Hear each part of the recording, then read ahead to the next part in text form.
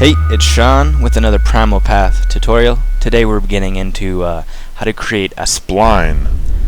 A simple little spline, and we're going to be using that spline and interacting with other generators such as the sweep object.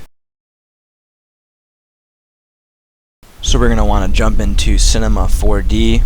We're going to navigate to the Spline Tool, which is adjacent right to the right of the primitive. If you click this, it will bring you into the freehand spline creator, and as you can see, you click and drag and you can make a spline. And in the spline, it has points. These are Bezier curves. This is just a 2D object, and it's because I was clicking and dragging multiple times, I have all these different spline objects, and this is what the spline object, this is what it looks like. We're going to delete all these for the purpose of the video, and we're going to click and hold left click on this menu, and it'll bring down the drop down. And we're going to show you how to make primitive objects and, picture frame. Like, you can make anything out of this, but we're going to start simple. We're going to make a rectangle spline. It's the preset.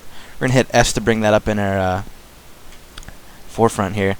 And yeah, there's our primitive rectangular spline, which is a 2D object. As you can see, it's completely flat. And we're going to basically use the generator over here by left clicking and holding down the drop down menu. You have multiple generators. You have subdivision, surface, lathe, sweep, bezier, loft, extrude. They all have their own purpose, but for this video we're going to learn how to do the sweep generator. And if you click and drag rectangle your spline and drag it on the sweep, as you see, nothing happens. The sweep requires two splines. Essentially, we're going to be using our first spline, and that will be the contour spline, and it defines the cross section and is swept along the second spline. So basically, we're using two 2D splines to sweep across an image and create one hell of a 3D object. So we're going to go back to our spline, and we're going to click another rectangle, and we're going to drop that in the sweep menu. And as you can see, we have created our own primitive using splines, which is quite awesome, because now we can go into our individual splines and in real time affect this primitive by dragging down the width of the first rectangle, and we can even go into the sweeps, and it has its own parameters.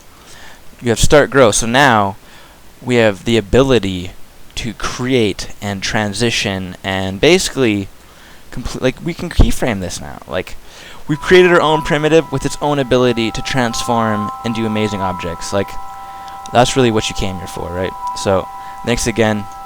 Stay tuned for more. Subscribe, like the video. Much more tutorials coming. Said much like 3 times. I stuttered. I got problems. Alright? Thanks for watching.